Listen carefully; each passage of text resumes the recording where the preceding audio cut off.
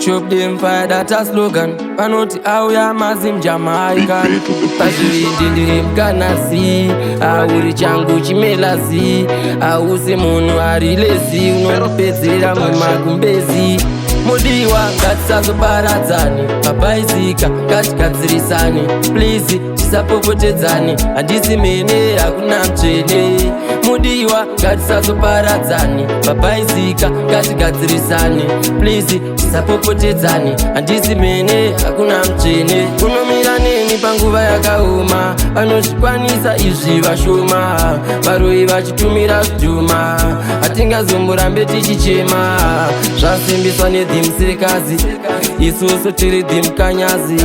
Representing malavazi. DJ Sparks ati enjoy mafanazi. Mudiwa Ngatisa Paradzane. Papaizika ngatigadzirisane.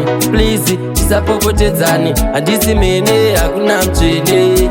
Mudiwa Ngatisa Paradzane. Papaizika ngatigadzirisane. Please tisapopotedzane. Handisi mene hakuna mchene. Ndege chidhura tonokwira bhazi. Tikaita mari tichatenga prazi. Ona wanditaka nemakisi. Hazvisi easy love ine peace. Pazviri ndiri mkanasi. Auri changu chimelazi. Ause munhu arilezi. Unondipedzera mumagumbezi. Mudiwa Ngatisa Paradzane. Papaizika ngatigadzirisane. Please tisapopotedzane. Handisi mene hakuna mchene.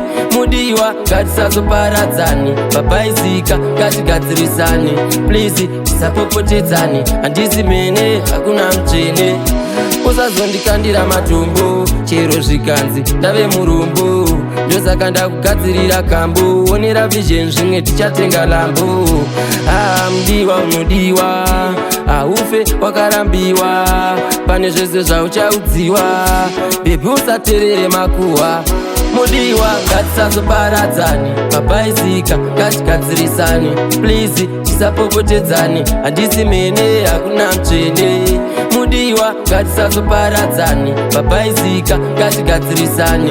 Please tisapopotedzane. Handisi mene hakuna mchene. Unomira neni panguva yakaoma. Vanozvikwanisa izvi vashoma. Varoi vachitumira zvidhuma. Hatingazomborambe tichichema.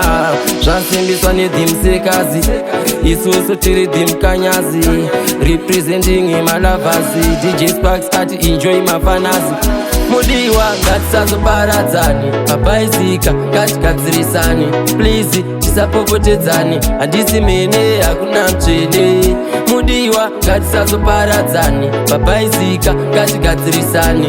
Please tisapopotedzane. Handisi mene hakuna mchene.